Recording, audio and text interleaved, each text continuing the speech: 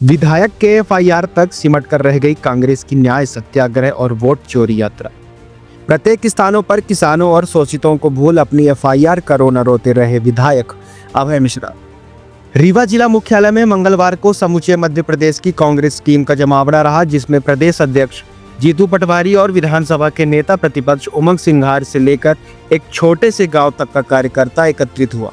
कांग्रेस के इस एकत्रीकरण का मुख्य उद्देश्य था आम जनमानस की समस्याओं को लेकर विरोध प्रदर्शन करना और चिरनिद्रा में सो रहे सरकारी सिस्टम को जगाना, जिसके लिए सबसे पहले तो मुद्दा रखा गया वोट चोरी का।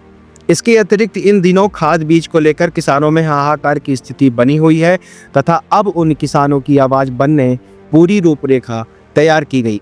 कांग्रेस के इस न्याय सत्याग्रह को सही ढंग से बनाने की जिम्मेदारी रीवा में सिमरिया विधानसभा क्षेत्र से कांग्रेस के विधायक अभय मिश्रा के कंधों पर सौंपी गई। हर विधानसभा में घूम घूम कर लोगों को यह कहकर एकत्रित किया गया कि जनहित की आवाज उठाई जाएगी, लेकिन कांग्रेस के इस कार्यक्रम में स्वयं इंद्रदेव और विधायक अभय मिश्रा ने ही पानी फेर दिया। हर मौके पर एक बात सबसे पहले प्रमुखता से उठाई गई, जो है कांग्रेस विधायक अभय मिश्रा के ऊपर हुई चोराहटा थाने में दर्ज एफआईआर की। यहाँ तक कि नेता प्रतिपक्ष उमंग सिंघार द्वारा भी अपने पोस्ट में विधायक पर एफआईआर को प्राथमिकता दी गई। दरअसल बीते दिनों एक फार्म हाउस कांड ने काफी प्रसिद्धि प्राप्त की, जिसमें आरोपी थे कांग्रेस के विधायक अभय मिश्रा। अपने कर्मचारी की पिटाई की, जिसके बाद पुलिस ने उनके खिलाफ एफआईआर दर्ज कर ली और बस वहीं से कांग्रेस के विधायक अभय मिश्रा अपने ऊपर हुई एफआईआर का रोना रोने लगे। विधायक का काम होता है सर्वप्रथम अपने क्षेत्र और क्षेत्रवासियों की समस्याओं को सुनना तथा उसका निराकरण करने का प्रयास करना, परंतु खुद पर हुए एफआईआर के बाद माननीय ने उन सब बातों को दरकिनार कर अपनी एफआईआर को मुख्य मुद्दा बना लिया। आपको बता दें कि एफआईआर दर्ज होने के तुरंत बाद ही सबसे पहले तो विधायक ने विधानसभा के सदन में हंगामा कर महज अपने ऊपर हुई एफआईआर की बात पर समूचे सदन के कार्यों को न होने देने का प्रयास किया। फिर शुरू हुई कांग्रेस की एकजुटता और यहाँ भी विधायक अभय मिश्रा नहीं माने तथा अपने ऊपर हुई एफआईआर को आम जनता की समस्याओं के साथ जोड़कर स्वयं पीड़ित बन घूमने लगे। बताया जा रहा है कि न्याय सत्याग्रह के दौरान जब जब अभय मिश्रा को बोलने का मौका मिला तब तब उन्होंने जनहित की बातों को भूल महज अपने ऊपर हुई एफआईआर की कार्रवाई का ही रोना रोया और आम जनता ठगी सी रह गई। फार्म हाउस में मारपीट में घायल अभिषेक तिवारी को लेकर जांच न करने की बात भी अभय मिश्रा द्वारा की गई। खाली थी इनकी तो एक दिन बाद ये थाने ले गए उसके, लेकिन जिसने एक दिन पहले की थी जिसपे गैर जमानती धारा में कोई पॉलिटिकल इन्वॉल्वमेंट नहीं था, पुलिस ने अपने रूटीन में केस बनाया, उसकी रीजांच कैसे शुरू होगी? उसके लिए पुलिस इतनी इंटरेस्टेड क्यों हो? चलो अब इसको आगे संवाद करें। थाने में बंधक बनाना, 100-150 लोगों की भीड़ और आपके अधिकारी टीआई डीएसपी महिला सीएसपी को बंधक बनाना और दबाव बनाकर भीड़ के दम पर कर लेना। यदि उसने गलत नहीं किया था तो माफी क्यों मांगी? और फिर उसके ऊपर जो मुकदमा नहीं, जो उसने महिला अधिकारी के साथ शासकीय कार्य में बाधा बना, उसका वीडियो उस पर क्यों नहीं?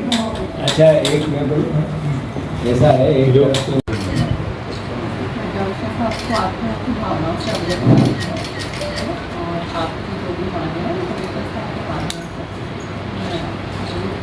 कमिश्नर कहना सरकार को भी अवगत करा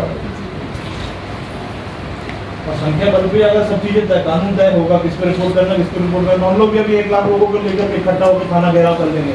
हम भी बोलेंगे उनके राजेंद्र शुक्ला जी के खिलाफ रिपोर्ट दर्ज तो करेंगे आप लोग क्या संख्या बल के आधार में?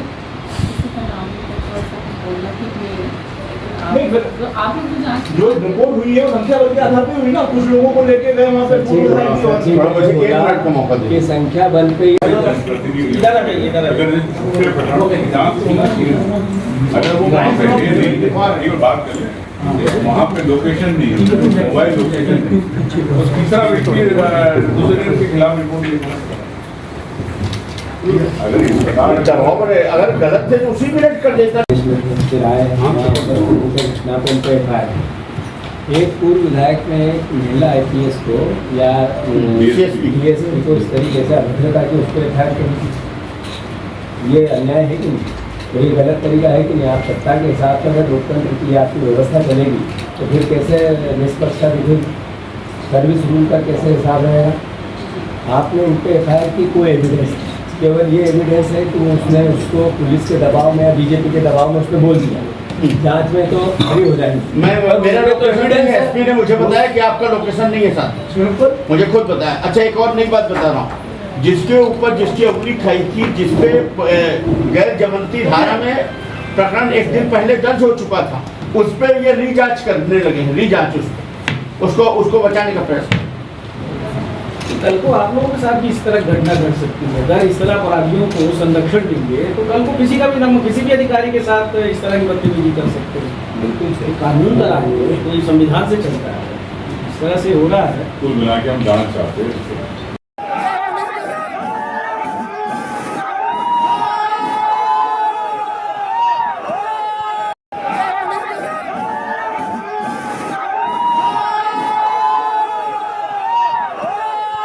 एसपी ने मुझे बताया कि आपका लोकेशन नहीं है साथ, मुझे खुद बताया। अच्छा एक और नई बात बता रहा हूँ, जिसके ऊपर जिसकी उंगली खाई थी, जिसपे गैर जमानती धारा में प्रकरण एक दिन पहले दर्ज हो चुका था, उस पर ये रीजांच करने लगे हैं, रीजांच उसको बचाने का प्रयास। कल को आप लोगों के साथ भी इस तरह घटना घट सकती है। अगर इस तरह अपराधियों को संरक्षण देंगे तो कल को किसी का भी नाम, किसी भी अधिकारी के साथ इस तरह की बदतमीजी कर सकते हैं। बिल्कुल सही, कानून का राज है, तो ये संविधान से चलता है, इस तरह से हो रहा है। कुल मिला के हम जांच चाहते हैं। खाली गई थी इनकी, तो एक दिन बाद ये थाने ले गए उसके, लेकिन जिसने एक दिन पहले की थी, जिसपे गैर जमानती धारा में कोई पॉलिटिकल इन्वॉल्वमेंट नहीं था, पुलिस ने अपने रूटीन में केस बनाया, उसकी रीजांच कैसे शुरू होगी? उसके लिए पुलिस इतनी इंटरेस्टेड क्यों हो? चलो हम इसको आगे संवाद करेंगे। थाने में बंधक बनाना, 100-150 लोगों की भीड़ और आपके अधिकारी टीआई, डीएसपी, महिला सीएसपी को बंधक बनाना और दबाव बनाकर भीड़ के दम पर कर लेना। यदि उसने गलत नहीं किया था तो माफी क्यों मांगी? और फिर उसके ऊपर जो मुकदमा नहीं, जो उसने महिला अधिकारी के साथ शासकीय कार्य में बाधा बना, उसका वीडियो उस पर क्यों नहीं? अच्छा एक ऐसा है, एक जो आपको आपकी भावनाओं से अवगत कराना है और आपकी जो भी मांगे हैं कमिश्नर कहना सरकार को भी अवगत करा रहे हैं। और संख्या बल भी अगर सब चीजें कानून तय होगा, किस पर रिपोर्ट करना, किस पर रिपोर्ट करना, हम लोग भी अभी 1 लाख लोगों को लेकर इकट्ठा होकर थाना घेराव कर देंगे। हम भी बोलेंगे उनके राजेंद्र शुक्ला जी के खिलाफ एक रिपोर्ट दर्ज तो करेंगे आप लोग क्या संख्या बल के आधार पर? नहीं, आप लोग तो जांच जो रिपोर्ट हुई है वो संख्या बल के आधार पर हुई ना। कुछ लोगों को लेके गए वहाँ पे सचिव मुझे 1 मिनट का मौका दे। की संख्या बल पे अगर वो वहाँ पे है नहीं, एक बात कर लें, वहाँ पे लोकेशन नहीं है, मोबाइल लोकेशन नहीं, उस तीसरा व्यक्ति दूसरे के खिलाफ रिपोर्ट लिखा। अगर इस प्रकार दबाव पर अगर गलत थे तो उसी मिनट कर देता।